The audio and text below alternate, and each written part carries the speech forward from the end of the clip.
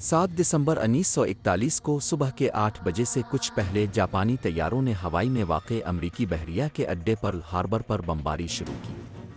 یہ حملہ اچانک تیز رفتار اور مہلک تھا۔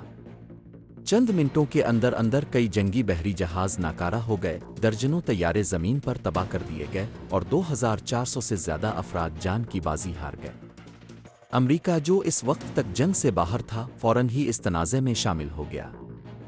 تاہم یہ ایک تنہا یا غیر متوقع واقعہ نہیں تھا۔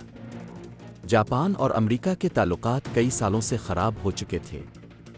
بحر الکاہل پر کنٹرول کے لیے کشیدگیاں، واشنگٹن کی طرف سے عائد کی گئی اقتصادی پابندیاں اور جاپانی حکومت کے فوجی مفادات نے حالات کو رفتہ رفتہ ناقابل برداشت بنا دیا تھا۔ مہینوں تک جب امن کی باتیں ہو رہی تھیں، ایک حملے کی تیاری جاری تھی۔ انتباہی اشارے موجود تھے، مگر وقت پر ان پر توجہ نہیں دی گئی۔ پرل ہاربر کی کہانی گولیوں سے نہیں شروع ہوتی، بلکہ ایک فیصلوں اور کوتاہیوں کی زنجیر سے جو خاموشی سے بنتی گئی۔ بالآخر نوبت یہاں تک کیسے پہنچی؟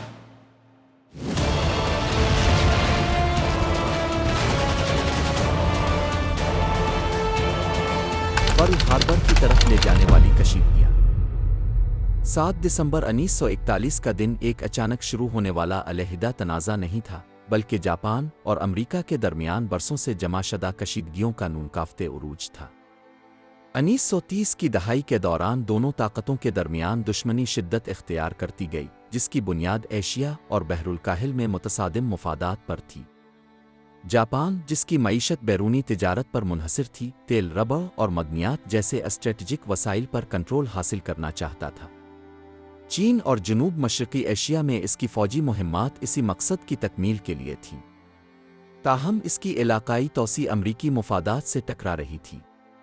واشنگٹن کو جاپان کی ہر پیش قدمی تشویش میں مبتلا کرتی تھی، خاص طور پر منچوریا پر قبضے اور چین کے سرزمین پر جنگ کے آغاز کے بعد۔ امریکی حکام نے ٹوکیو کو روکنے کے لیے تدریجی اقدامات اپنائے۔ تجارتی پابندیاں لگائی گئیں، مالیاتی اثاثے منجمد کیے گئے اور بالآخر تیل کی مکمل پابندی نافذ کی گئی۔ یہ فیصلہ جولائی 1941 میں کیا گیا، جس نے جاپان کو اپنے فوجی نظام کو برقرار رکھنے کے لیے محدود ذخائر پر چھوڑ دیا۔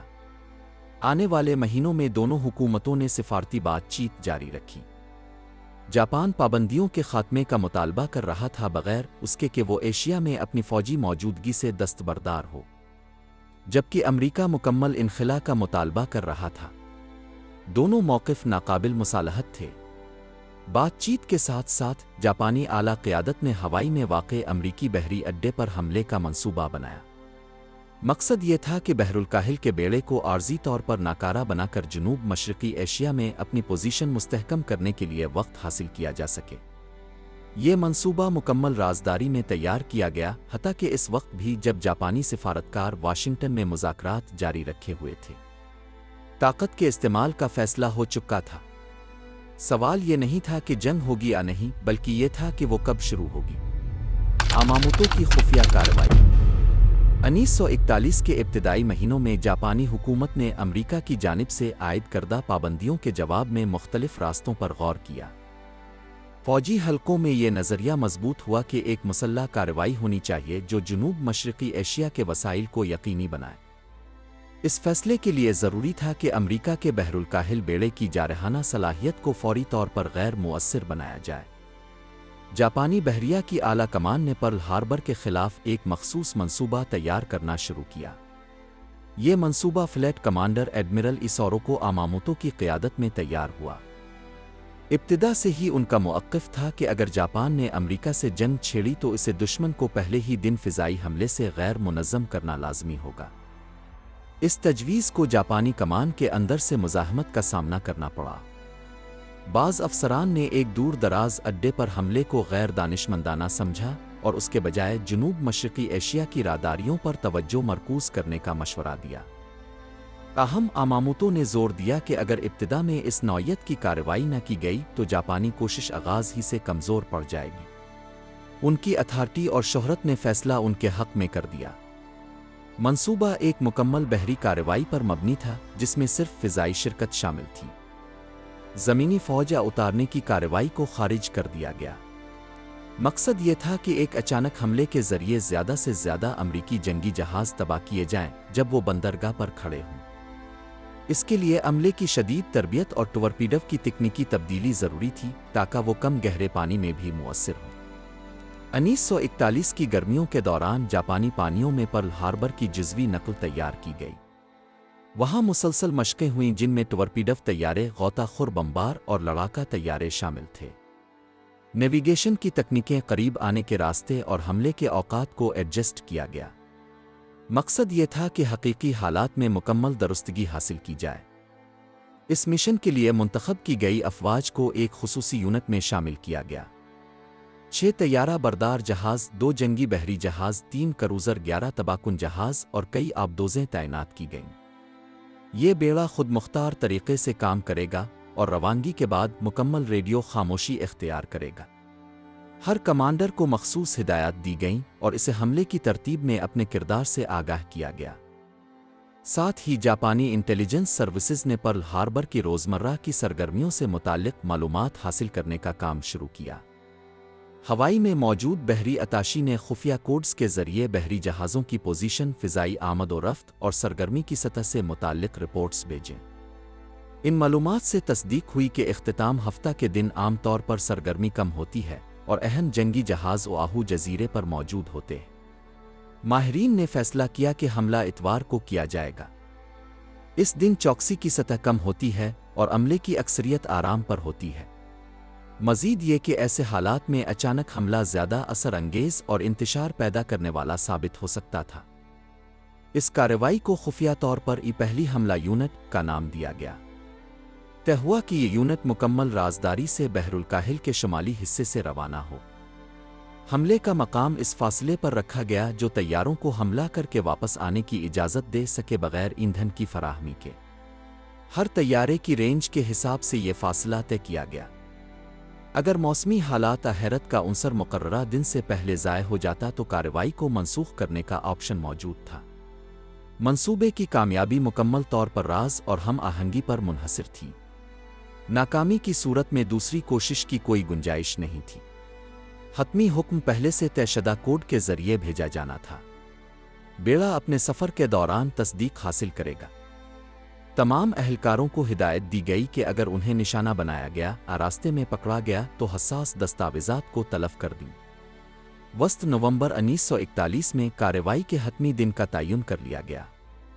ذمہ دار افسران نے اپنے ماتحتوں کو بتایا کہ وہ ایک بڑی کارروائی کے لیے تیار رہیں۔ حملے کا ہدف آخری لمحے تک ظاہر نہیں کیا گیا۔ جاپانی اعلیٰ قیادت کو خدشہ تھا کہ کسی بھی قسم کی معلومات کا افشا ہونا حیرت کے عنصر کو خطرے میں ڈال سکتا ہے۔ پرل ہاربر پر حملے کی منصوبہ بندی ایک اسٹریٹجک ترجیح بن چکی تھی۔ اسے ایک محدود کارروائی کے طور پر تصور کیا گیا تھا جس کا مقصد دیگر فتوحات کو یقینی بنانے کے لیے وقت حاصل کرنا تھا۔ ٹوکیو میں کوئی یہ نہیں سمجھتا تھا کہ صرف یہ حملہ فتح کی ضمانت دے سکتا ہے۔ مقصد یہ تھا کہ ابتدائی طور پر اتنا نقصان پہنچایا جائے کہ امریکہ کو دباؤ میں آ کر مذاکرات پر مجبور کیا جا سکے۔ ہوائی کی طرف روانگی بغیر پکڑے جانے کے 16 نومبر 1941 کو پرل ہاربر پر حملے کے لیے مختص جاپانی بیڑا جاپان کے شمال میں واقع ہیٹویکپو کی خلیج سے روانہ ہوا۔ اس کی قیادت نائب ایڈمرل چوئیچی ناگومو، جو پہلی فضائی بیڑے کے کمانڈر تھے، کر رہے تھے۔ روانگی کا حکم خاموشی سے جاری کیا گیا اور صرف اعلیٰ افسران کو حتمی منزل کا علم تھا۔ یونٹوں کو بکھری ہوئی ترتیب میں تعینات کیا گیا تاکہ پکڑے جانے کے خطرے کو کم کیا جا سکے۔ منتخب کردہ راستہ شمالی بحر الکاہل کا تھا، جو کم استعمال ہونے والا اور غیر مستحکم موسمی حالات کا حامل علاقہ تھا۔ اس انتخاب کا مقصد یہ تھا کہ تجارتی یا بحری جہازوں سے ٹکراؤ سے بچا جا سکے جو امریکی افواج کو الرٹ کر سکتے تھے۔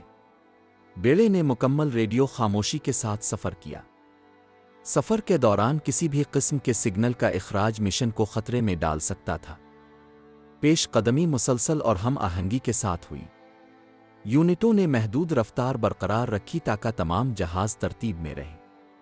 روشنیوں کے استعمال، شور کی روک تھام اور افق پر مسلسل نگرانی سے متعلق سخت ہدایات جاری کی گئیں۔ موسمی حالات خراب تھے، تیز ہوا اور کئی حصوں میں کم دکھائی دینے والی حد، جس سے چھپنے میں مدد ملی۔ ہر جہاز کو یہ واضح ہدایات دی گئی تھیں کہ اگر پکڑے گئے تو کیا اقدامات کرنے ہیں۔ اگر کسی جہاز کو کوئی تجارتی یا فوجی کشتی نظر آتی تو اسے راستہ بدلنے یا آخری صورت میں اسے ڈبونے کا حکم تھا اگر وہ مشن کے راز کے لیے خطرہ بنے۔ یہ امکان آخری ہتھیار کے طور پر سوچا گیا۔ بیڑے کی پیش رفت کے دوران عارضی کنٹرول پوائنٹس بنائے گئے تاکہ پوزیشن کی تصدیق اور راستے کو ایڈجسٹ کیا جا سکے۔ افسران کی میٹنگز مختصر اور صرف تکنیکی نوعیت کی تھیں۔ مشن کے مقصد اگلے مراحل سے متعلق کوئی بات چیت نہیں کی گئی۔ عملے کو معلوم تھا کہ وہ ایک جنگی کارروائی کی طرف جا رہے ہیں، لیکن انہیں یہ نہیں بتایا گیا کہ ہدف پرل ہاربر ہے، یہاں تک کہ حملے سے بہت کم وقت پہلے۔ سفر کے دوران جاپانی جاسوسی طیاروں نے بحر الکاہل پر پرواز کی تاکہ دشمن کی نقل و حرکت کے اشارے تلاش کیے جا سکیں۔ شمالی علاقے میں امریکی گشت نظر نہیں آئی، جس سے اس بات کی تصدیق ہوئی کہ راستے کا انتخاب درست تھا۔ طیارہ بردار جہازوں پر پائلٹ ہدف کے نقشے اور خاکے کا مطالعہ کرتے رہے۔ ترجیح یہ تھی کہ کم سے کم وقت میں زیادہ سے زیادہ مؤثریت حاصل کی جائے۔ زمین پر امریکی انٹیلیجنس سروسز بحر الکاہل پر جزوی نگرانی جاری رکھے ہوئے تھیں، جن کا مرکز فلپائن اور جنوب مشرقی ایشیا کے قریب کے علاقے تھے۔ شمالی علاقہ دشمن بیڑے کے ممکنہ راستے کے طور پر نہیں سمجھا جاتا تھا۔ اس سے جاپانی کارروائی بغیر مزاحمت اور اہم ریکارڈنگ کے آگے بڑھ سکی۔ 20 نومبر کو جاپانی بیڑا مقررہ ملاقات کے مقام پر پہنچ گیا، جو اب بھی ہوائی کے جزائر سے دور تھا۔ وہاں مختصر مشقیں کی گئیں، لیکن کوئی اصل طیارہ نہیں اڑا۔ روزانہ سمندر اور ہوا کے حالات کا جائزہ لیا گیا تاکہ اس بات کی تصدیق ہو سکے کہ حملے کی تاریخ برقرار رکھی جا سکتی ہے۔ پیش گوئی دسمبر کے پہلے دنوں کے لیے مستحکم موسم کی تھی۔ اس کے ساتھ ساتھ معاون یونٹیں بشمول آبدوزیں پرل ہاربر کے قریب پانیوں کی طرف بڑھ رہی تھیں۔ ان کا مشن یہ تھا کہ وہ داخلی راستوں کی نگرانی کریں اور حملے کے دوران بندرگاہ سے نکلنے والے کسی بھی جہاز کو ٹورپیڈو سے نشانہ بنائیں۔ یہ یونٹیں مختلف دنوں میں روانہ کی گئیں تاکہ قابل دید ارتکاز سے بچا جا سکے۔ بعض چھوٹی آبدوزوں کو بڑے یونٹوں کے ذریعے اوآہو کے قریب لایا گیا۔ مختلف گروپوں کے درمیان ہم آہنگی پہلے سے طے شدہ تھی۔ ہر جہاز کو اپنے کردار، وقت اور عمل کا دائرہ معلوم تھا۔ سگنل کے اخراج کو کم سے کم رکھا گیا اور ہنگامی صورت میں سادہ کوڈز استعمال کیے گئے۔ ایک بار کارروائی کے آغاز کے بعد مرکزی کمانڈ سے کوئی رابطہ نہیں رکھا جانا تھا۔ 5 دسمبر کی رات جاپان کے وقت کے مطابق حتمی حکم جاری کیا گیا کہ بیڑا حملے کے مقام کے قریب پہنچے۔ پیش قدمی ترتیب میں کی گئی تاکہ طیاروں کے بیک وقت اڑان بھرنے کو آسان بنایا جا سکے۔ اسکواڈرن کے کمانڈروں نے ایندھن، اسلحہ اور پرواز کے اوقات کے آخری حسابات کیے۔ ہدایات تحریری طور پر تصدیق کی گئیں اور ان میں کسی تشریح کی گنجائش نہیں چھوڑی گئی۔ 6 دسمبر کو جاپانی بیڑا اس فاصلے پر پہنچ چکا تھا جہاں سے اگلی صبح حملہ شروع کیا جا سکتا تھا۔ اس رات پائلٹوں کو ان کے مخصوص اہداف دیے گئے۔ بنیادی اہداف قریب جانے کے راستے، پرواز کی بلندی اور واپسی کے سگنلز۔ عملے کا کوئی رکن اپنی جگہ سے نہیں ہٹا۔ احکامات واضح اور حتمی تھے۔ اسی وقت واشنگٹن میں سفارتی اور انٹیلیجنس سروسز جاپان کے ساتھ صورت حال کا جائزہ لیتے رہے۔ خفیہ پیغامات موصول ہو رہے تھے جو ترجمہ کیے جانے کے بعد یہ ظاہر کرتے تھے کہ ٹوکیو مذاکرات ختم کرنے والا ہے۔ اس کے باوجود ممکنہ فوری حملے کے بارے میں کوئی عمومی انتباہ جاری نہیں کیا گیا۔ جاپانی بیڑے نے اپنی پیش قدمی بغیر پکڑے مکمل کر لی۔ تعیناتی خاموشی سے اور متعین ہم آہنگی کے ساتھ انجام دی گئی۔ پیش قدمی کا مرحلہ مکمل ہو چکا تھا۔ تمام یونٹ اپنی پوزیشن میں تھے۔ اگلا مرحلہ 7 دسمبر کی صبح ہم آہنگ طریقے سے حملہ کرنا تھا۔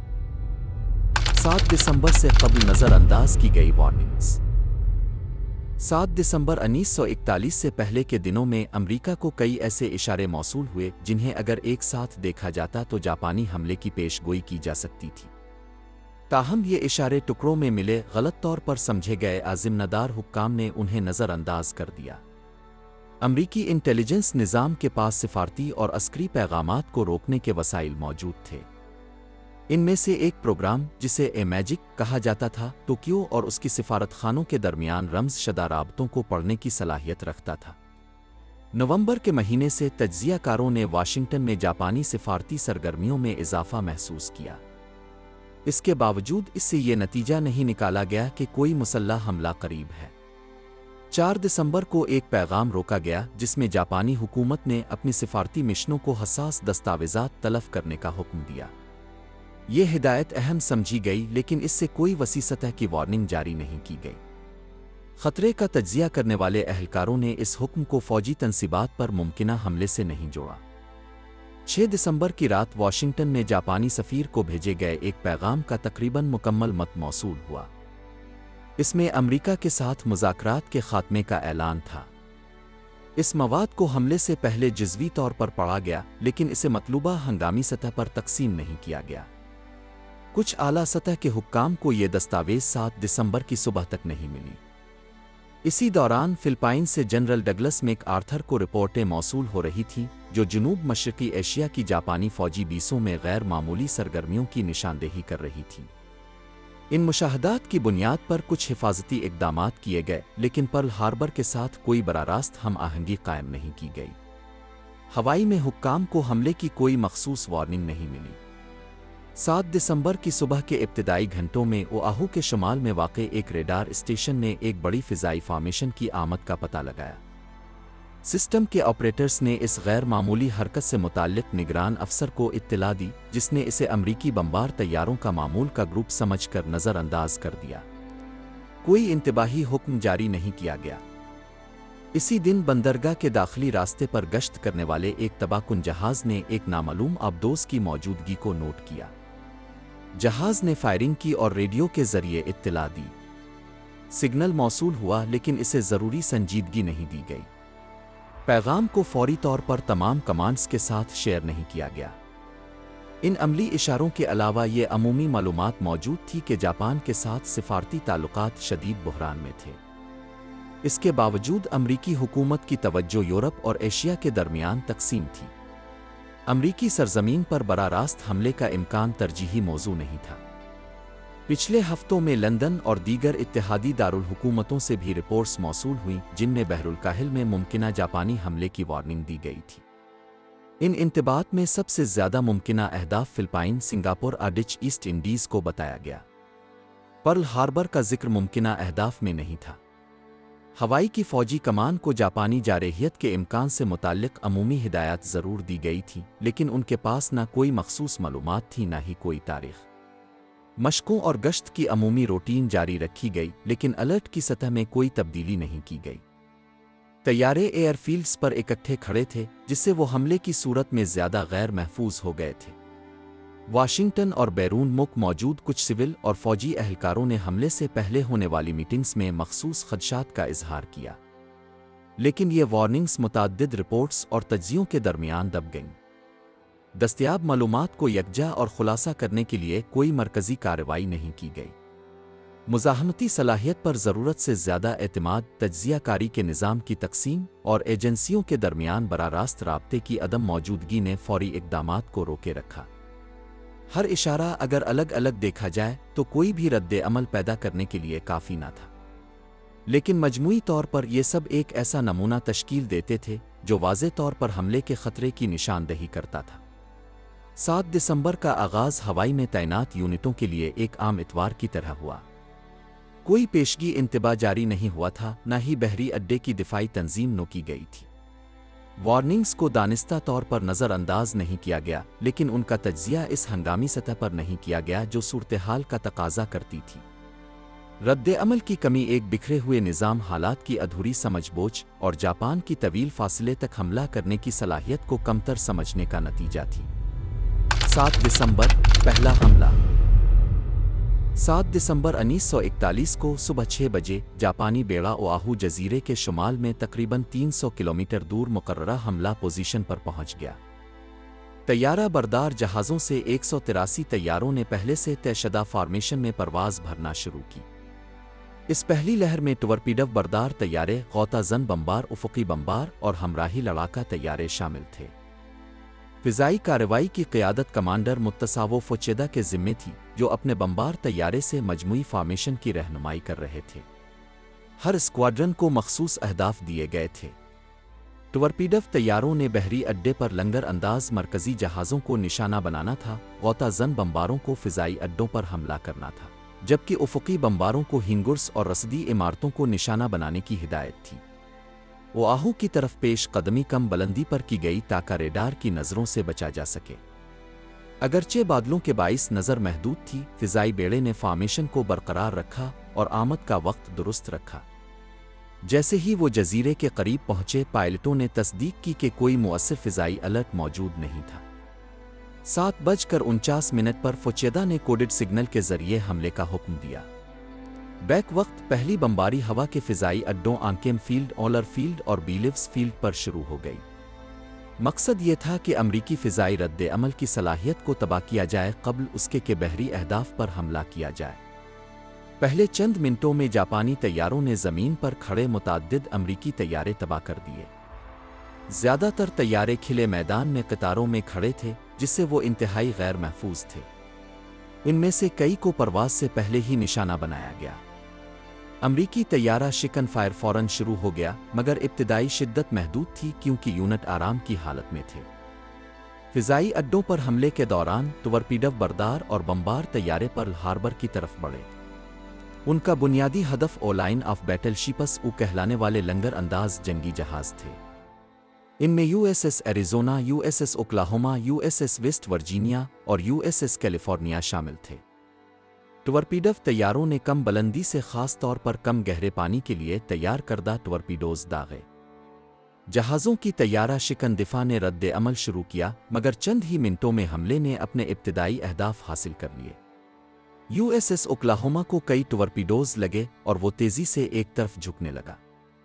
यूएसएस वेस्ट वर्जीनिया को भी कई ज़रबें लगे, जिससे वो शदीद नुकसान का शिकार हुआ। बैक वक्त उफ़क़ी बमबारों ने बड़े साइज़ के बम बहरी जहाज़ों पर गिराए। यूएसएस एरिज़ोना को एक बड़ा रास्त ज़रब लगी, जिसने इसके गोला बारूद ज़ख़ीरे को निशाना बनाया, जिससे एक ज़बरदस्त अंदरूनी धमाका हुआ।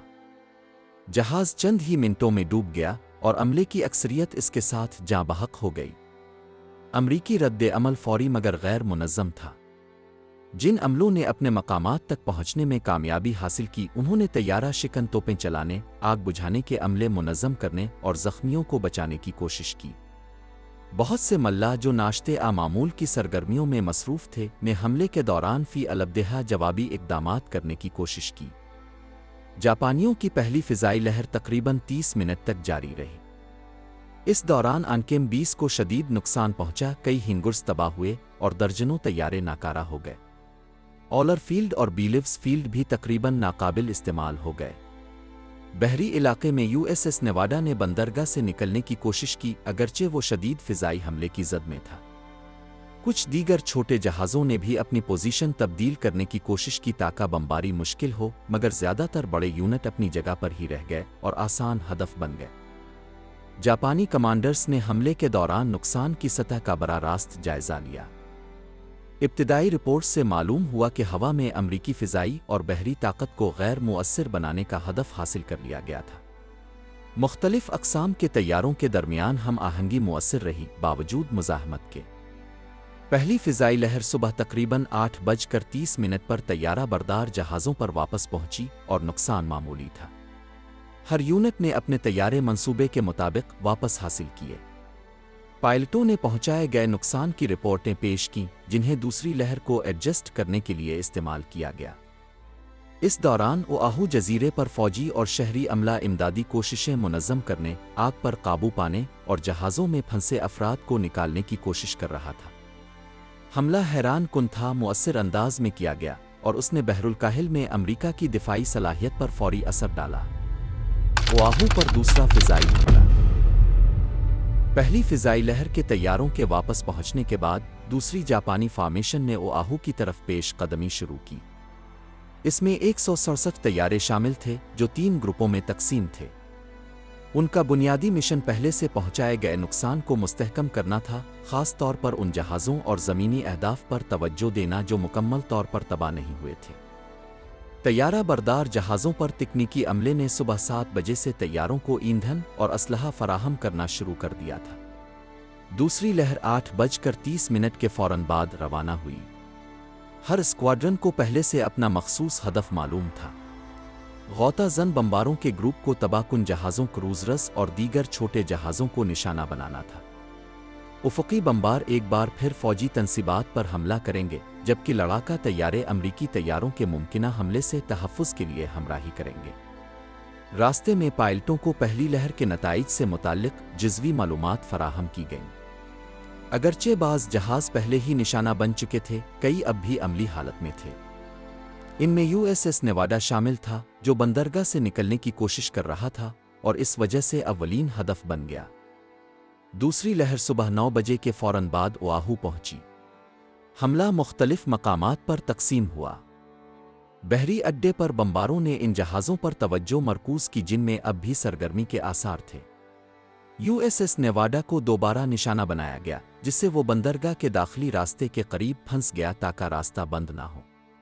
USS پینسلوانیا، جو خشک گودی میں موجود تھا، بمباری کی زد میں آ کر شدید نقصان کا شکار ہوا، اس کی چھت اور قریبی ڈھانچے متاثر ہوئے۔ فضائی اڈوں پر جاپانی طیاروں نے ان جگہوں کو دوبارہ نشانہ بنایا جو پہلے ہی متاثر ہو چکی تھیں، تاکہ یہ یقینی بنایا جا سکے کہ کوئی ہینگر رن وے قابل استعمال نہ رہے۔ کانیوہے کا ہوائی اڈہ، جو بحری ہوا بازی کے لیے استعمال ہوتا تھا، بار بار کے حملوں کی زد میں رہا۔ زمین پر تباہ ہونے والے امریکی طیاروں کی تعداد میں اضافہ ہوا، جس سے مؤثر فضائی رد عمل کا امکان مزید کم ہو گیا۔ اس دوسری لہر میں امریکی دفاع نے زیادہ شدت کے ساتھ رد عمل دیا۔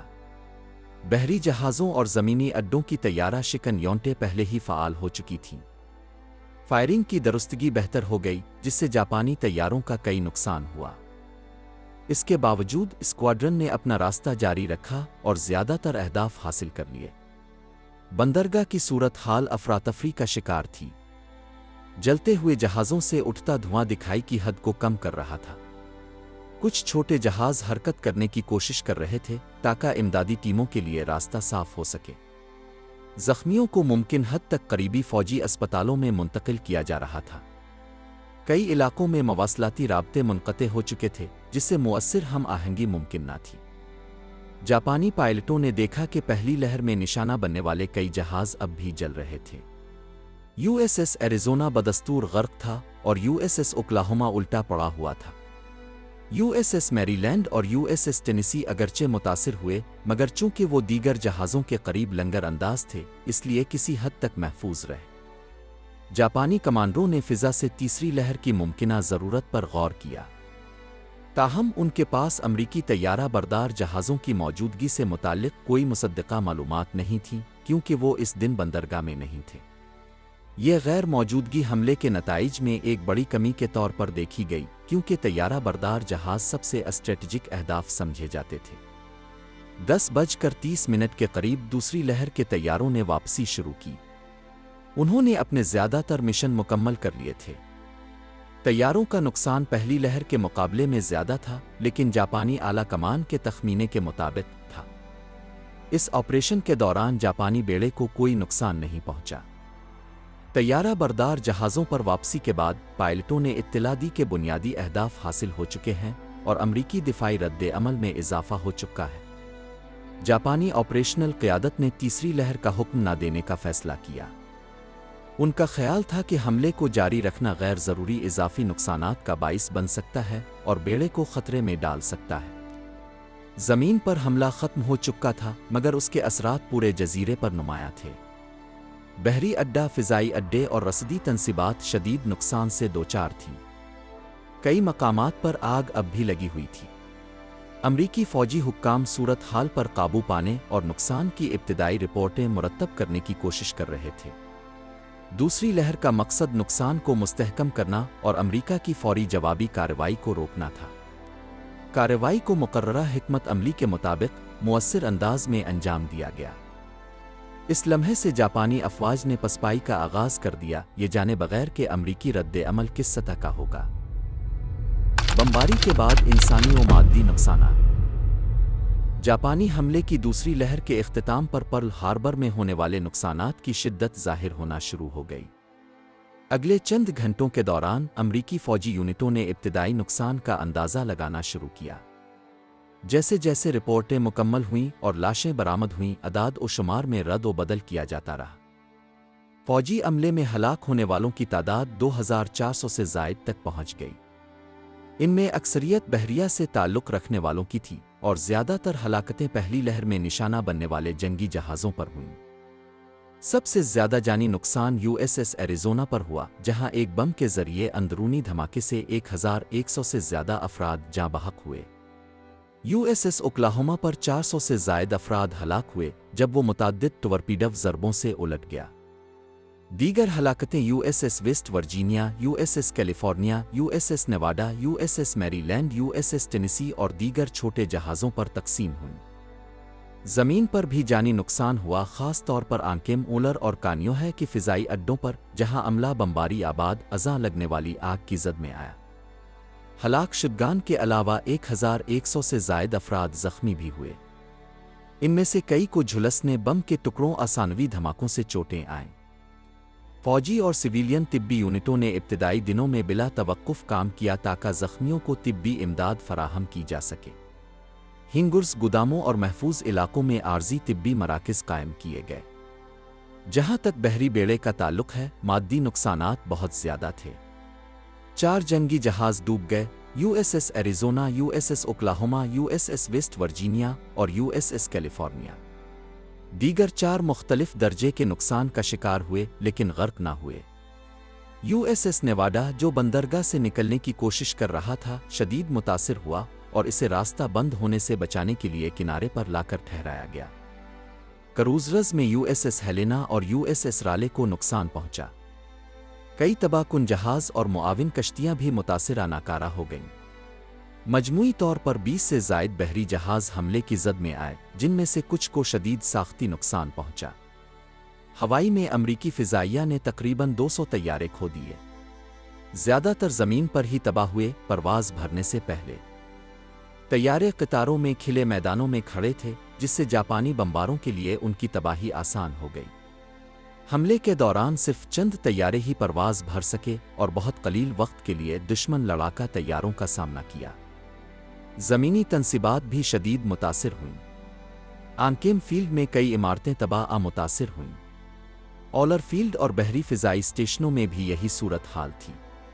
مواصلاتی نظام میں خلل آیا اور بجلی کی ترسیل آگ اور دھماکوں سے متاثر ہوئی۔ ایندھن کے کئی ذخائر تباہ ہو گئے، جس سے آئندہ دنوں میں آپریشن میں دشواری پیش آئی۔ نقصانات صرف فوج تک محدود نہ رہے، عام شہریوں میں بھی جانی و مالی نقصان ہوا۔ بعض رہائشی علاقے جو فوجی اڈوں کے قریب تھے، طیارہ شکن گولہ باری آسانوی دھماکوں کی زد میں آ گئے۔ درست اعداد و شمار مختلف رہے، لیکن کئی شہری ہلاکتوں اور غیر معین تعداد میں زخمیوں کی تصدیق ہوئی۔ امریکی حکام کا ابتدائی رد عمل ترجیحات کا تعین کرنا تھا۔ سب سے پہلے ڈوبے متاثرہ جہازوں میں پھنسے زندہ بچ جانے والوں کو نکالنے کو یقینی بنایا گیا۔ اس کے بعد زخمیوں کو دستیاب اسپتالوں تک پہنچانے کا بندوبست کیا گیا۔ آگ بجھانے کا عمل شروع کیا گیا، خاص طور پر U S S Arizona, U S S California اور زمینی تنصیبات میں۔ اگلے دنوں میں بچاؤ کی کارروائیاں جاری رہیں۔ یو ایس ایس اوکلاہوما میں غوطہ خور کئی دنوں تک جہاز کے اندر پھنسے ملاحوں کو نکالنے کی کوشش کرتے رہے۔ جہاز کے ڈھانچے کے اندر سے کچھ اشارے سنے گئے، لیکن کئی صورتوں میں مدد تاخیر سے پہنچی۔ بندرگاہی بنیادی ڈھانچے کو بھی شدید نقصان پہنچا، اگرچہ داخلے کا راستہ مستقل طور پر بند نہ ہوا۔ اس سے بعض آپریشن جاری رکھنا ممکن ہوا اور براعظم سے امداد کی آمد آسان ہو گئی۔ زیادہ تر رن وے مختصر مدت میں مرمت کر لیے گئے، جس سے فضائی صلاحیت کچھ حد تک بحال ہو گئی۔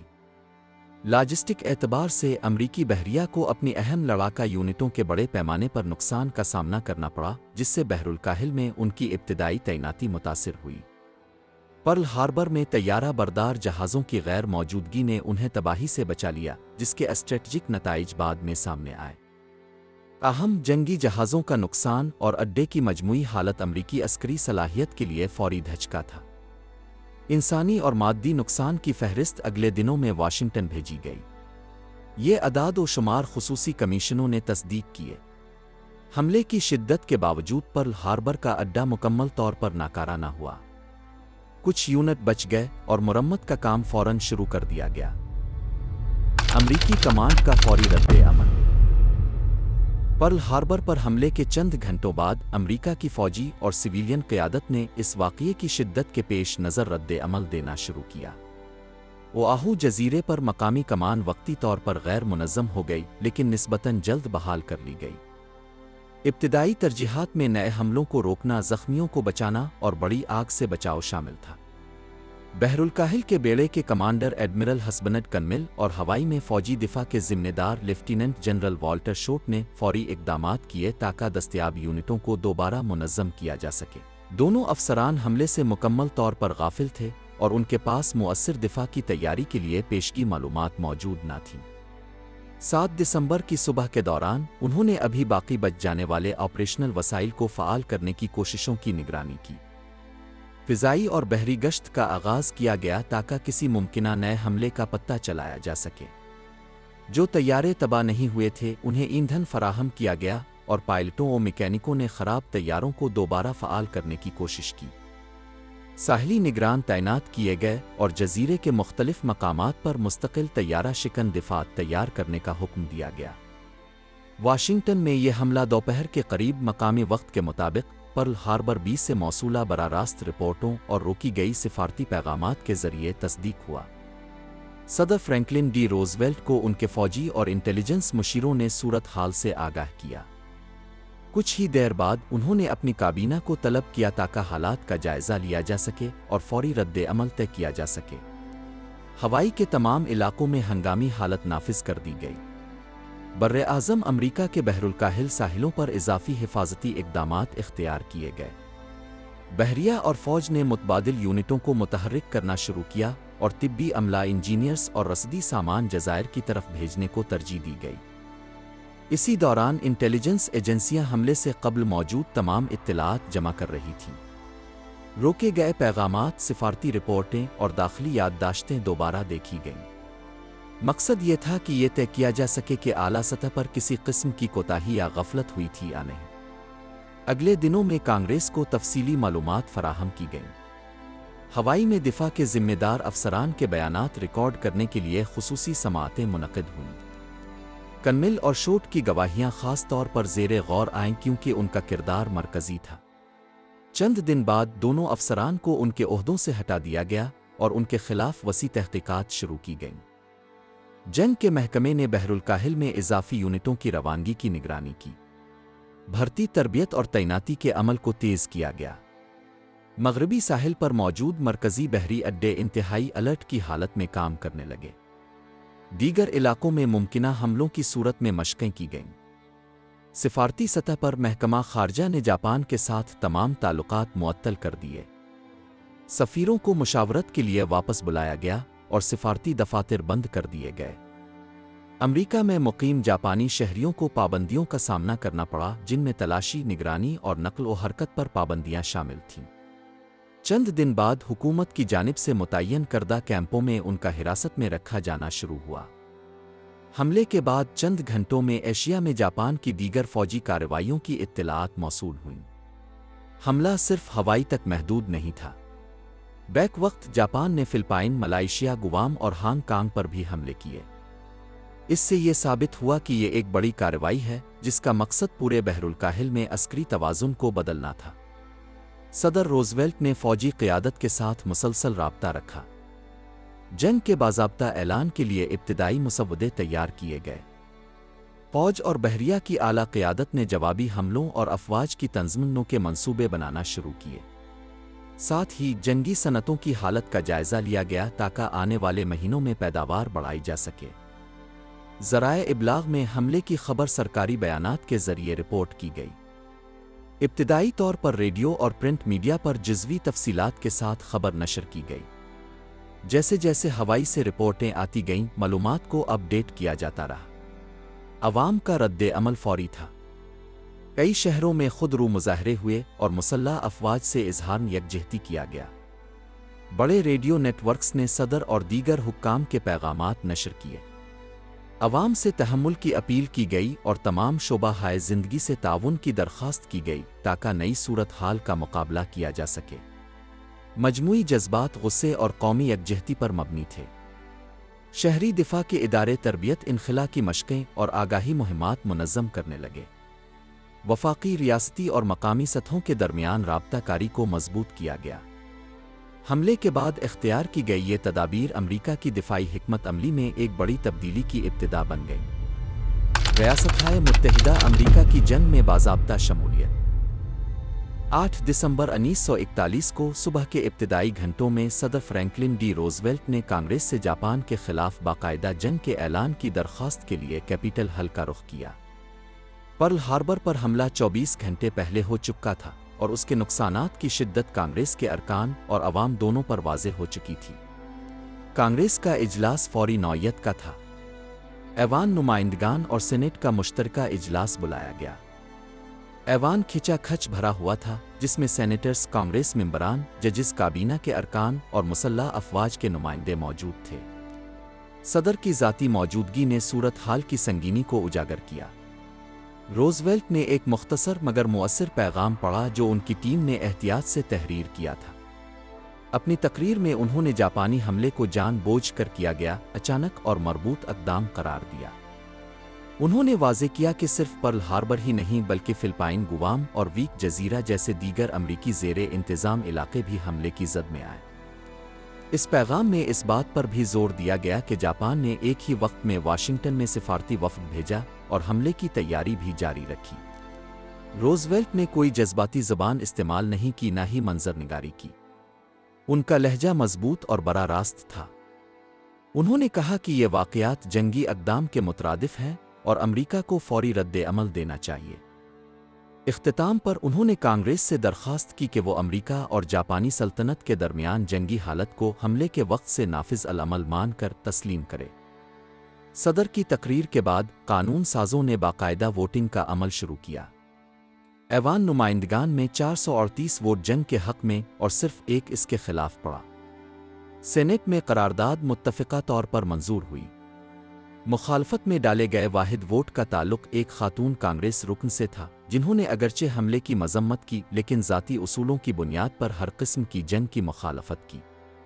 ان کا ووٹ نہ تو قرارداد کی منظوری کو متاثر کر سکا اور نہ ہی کسی بڑی بحث کا باعث بنا۔ قرارداد منظور ہوتے ہی کانگریس نے اسے صدر کو ارسال کیا، جنہوں نے فوراً دستخط کیے اور اسے سرکاری طور پر شائع کیا گیا۔ اسی لمحے سے امریکہ اور جاپان کے درمیان جنگ کا باضابطہ آغاز ہو گیا۔ اعلان کے ساتھ ہی نفری بڑھانے، صنعتی پیداوار میں اضافہ کرنے اور افواج کی آپریشنل صلاحیت بڑھانے کے لیے ایگزیکٹو احکامات جاری کیے گئے۔ یہ خبر تمام ذرائع ابلاغ پر نشر کی گئی۔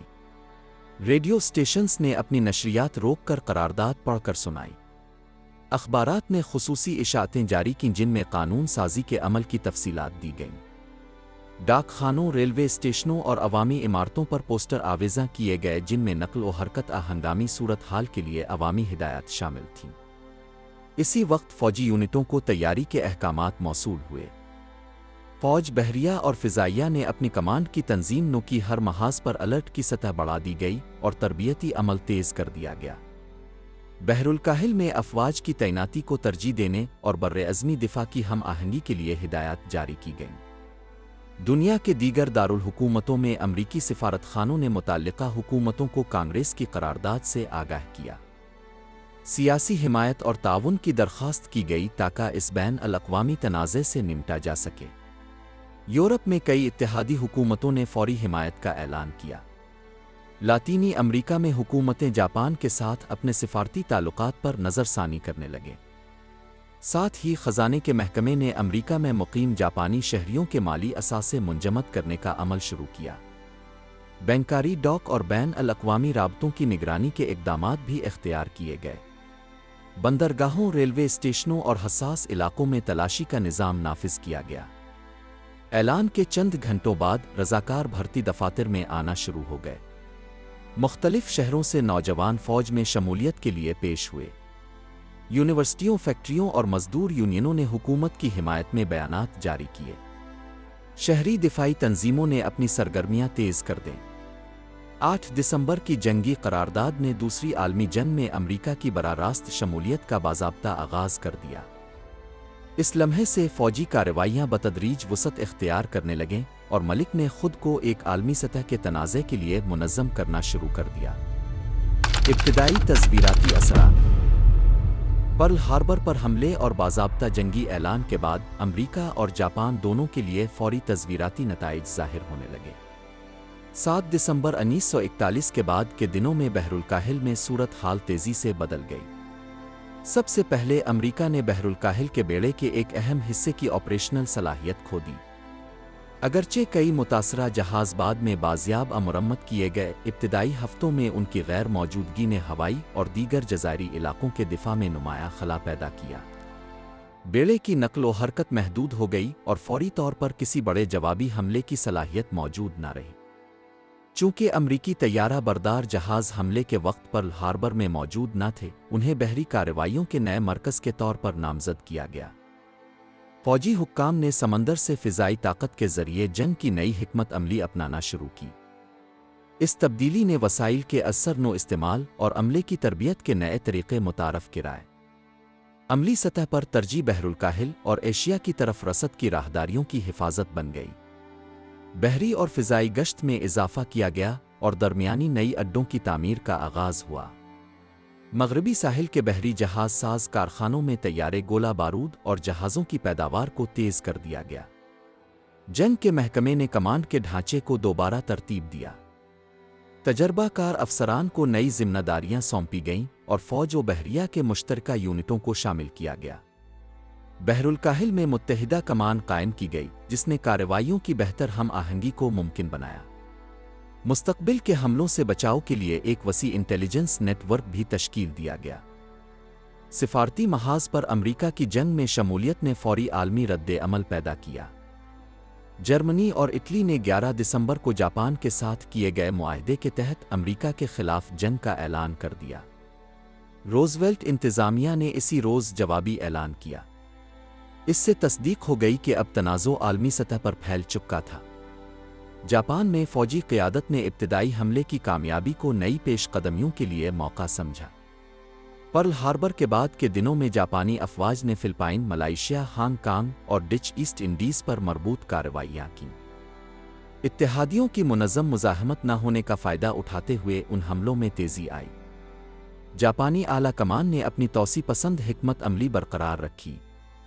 مقصد یہ تھا کہ امریکہ اپنی جوابی صلاحیت بحال کرے، اس سے پہلے ایک وسیع علاقہ قبضے میں لیا جا سکے۔ عارضی فضائی اڈے قائم کیے گئے اور رسد کے بہاؤ کو یقینی بنانے کے لیے اہم بندرگاہوں پر قبضہ کیا گیا۔ اہم پرل ہاربر میں امریکی طیارہ برداروں کی غیر موجودگی نے بعض جاپانی افسران کو فکرمند کر دیا۔ فضائی بیڑا ان یونٹوں کا پتہ لگا کر انہیں تباہ کرنے میں ناکام رہا، جو کہ ایک اسٹریٹجک کوتاہی تصور کی گئی۔ یہی امر حملے کی تیسری لہر نہ کرنے کے فیصلے پر داخلی بحث کا باعث بنا۔ امریکہ میں حملے کے بعد عوامی رائے فوراً متحد ہو گئی۔ حکومت اور افواج کے حق میں مظاہروں کے ساتھ رضاکارانہ بھرتی میں ریکارڈ اضافہ ہوا۔ بھرتی مراکز میں بے مثال تعداد میں نوجوان پہنچے۔ صنعتی متحرک کاری کا آغاز ہوا، شہری فیکٹریوں کو فوجی پیداوار کے مراکز میں بدلا گیا۔ کانگریس نے فوری طور پر فوج، بحریہ اور فضائیہ کی صلاحیتوں میں اضافے کے لیے بجٹ کی منظوری دی۔ نئے ٹیکس لگائے گئے، جنگی بانڈز جاری کیے گئے اور عوام کو بچت کی مہم میں شامل کیا گیا۔ جامعات اور تحقیقی ادارے حکومت کے ساتھ تکنیکی اور لاجسٹک منصوبوں میں شریک ہو گئے۔ فوجی حکام نے طویل المیعاد جوابی کارروائیوں کی منصوبہ بندی شروع کی۔ فوری فتح متوقع نہ تھی۔ بحر الکاہل میں پیش قدمی کے نکات قائم کرنے، جاپان کے زیر قبضہ علاقوں کو واپس لینے اور بالآخر جاپانی مرکزی جزائر تک رسائی کے منصوبے بنائے گئے۔ امریکہ میں مقیم جاپانی نژاد افراد پر پابندیوں کا اطلاق شروع ہوا، جو بعد میں اجتماعی حراست کی صورت اختیار کر گیا۔ وفاقی حکومت نے تلاشی، بینک اکاؤنٹس منجمد کرنے اور نقل و حرکت پر پابندی کی اجازت دی۔ یہ اقدامات سلامتی کے تحت کیے گئے، حالانکہ اس وقت جاپانی نژاد شہریوں کی جانب سے تخریب کاری کا کوئی واقعہ رپورٹ نہیں ہوا تھا۔ بین الاقوامی سطح پر بھی فوری اثرات دیکھنے کو ملے۔ کئی لاطینی امریکی ممالک نے جاپان سے سفارتی تعلقات منقطع کر لیے۔ کینیڈا، آسٹریلیا اور نیوزی لینڈ نے امریکہ کے ساتھ بیک وقت جاپان کے خلاف جنگ کا اعلان کیا۔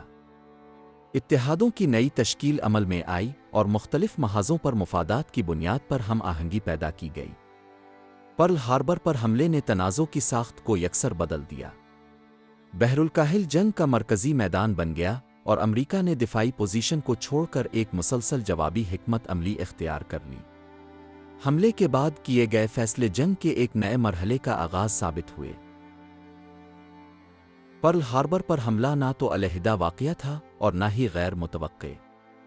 یہ بحر الکاہل میں متصادم مفادات رکھنے والی دو طاقتوں کے درمیان برسوں سے بڑھتی ہوئی کشیدگی کا نقطہ عروج تھا۔ جاپان نے ایک منصوبہ بند حملے کا فیصلہ اس وقت کیا جب سفارتی مذاکرات ابھی جاری تھے۔ دو مرحلوں میں ہونے والی فوجی کارروائی نے فوری مقصد حاصل کیا: امریکہ کی بحری صلاحیت کو وقتی طور پر مفلوج کرنا۔ اس کے نتائج فوری تھے۔ امریکہ نے اگلے ہی دن جنگ کا اعلان کیا اور دیگر طاقتیں رفتہ رفتہ اس صف میں شامل ہو گئیں۔ اس لمحے سے جنگ عالمی سطح پر پھیل گئی اور نئے محاذ سرگرم ہو گئے۔ بحر الکاہل کی جنگ نے ایک مکمل جہت اختیار کر لی جس میں طویل المدتی فوجی، سیاسی اور اسٹریٹجک اثرات شامل تھے۔ پرل ہاربر کی لڑائی اس نئے مرحلے کا رسمی آغاز تھی۔